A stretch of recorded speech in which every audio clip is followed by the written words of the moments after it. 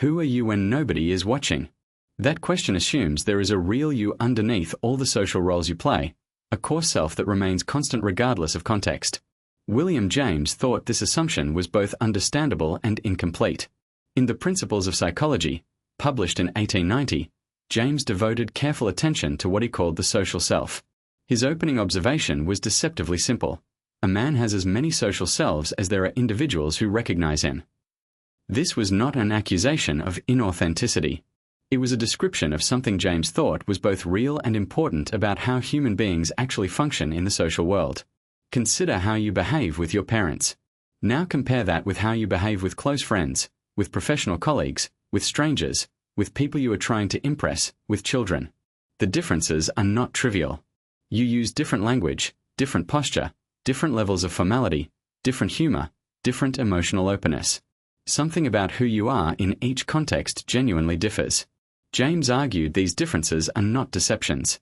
Each version is authentically you, elicited by a different social context and a different set of expectations and relationships. This observation has a darker implication that James stated plainly. If we depend on social recognition for part of our sense of self, then being ignored is a form of psychological injury, not just an inconvenience, not just a minor slight, but something that strikes at the self's foundations. James wrote that to be ignored by everyone we encounter would be like the very worst kind of punishment. If no one turned round when we entered, answered when we spoke, or minded what we did, but if every person we met cut us dead, we would feel a kind of despair that, James thought, would be essentially unbearable. This insight anticipated decades of subsequent research. We now know from studies of social exclusion that being left out activates the same brain regions as physical pain. Solitary confinement causes measurable psychological deterioration. Chronic loneliness is among the strongest predictors of early death. James was pointing at something biologically deep. Human beings are social creatures not just in preference but in the architecture of their minds. We are built to need recognition, and its absence injures us. James organized the self into 3 layers.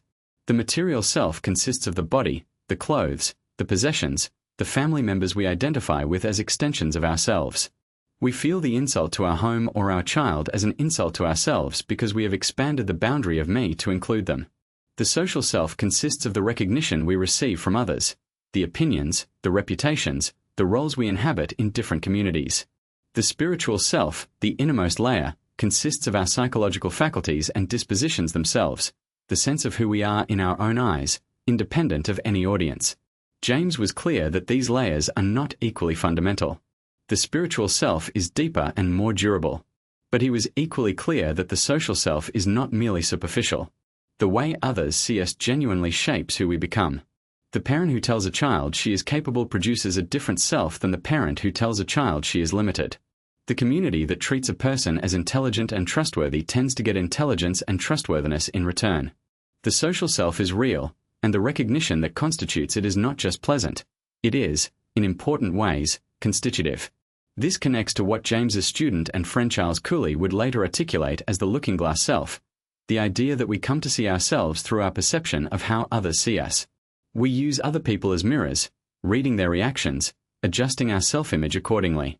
James did not use this phrase himself, but the idea is implicit throughout his account of the social self.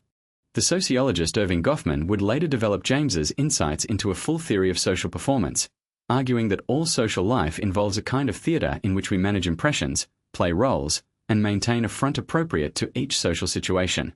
Contemporary social psychology has confirmed and refined these observations through experimental research on self-presentation, audience effects, and the malleability of identity across contexts. For practical self-understanding, James's theory of the social self offers several insights worth sitting with. First, the fact that you behave differently in different contexts does not mean you are a hypocrite or a fraud. It means you are a complete human being responding appropriately to the full range of your relationships. Second, the people whose recognition matters to you shape you in deep ways, and choosing your social world carefully is therefore an act of self-construction, not mere preference. Third, the spiritual self, the deepest layer, is worth cultivating, because it is the part of you that persists when social recognition is withdrawn, when relationships end, when circumstances change. James understood that the self is not a fixed thing discovered once and then possessed forever. It is a living process, constantly shaped by interaction and constantly shaping it in return. To know yourself is not to find the one true self beneath all the social roles. It is to understand the full, rich, multiple self that you genuinely are. Subscribe to The Psychology of William James to explore more of his timeless ideas.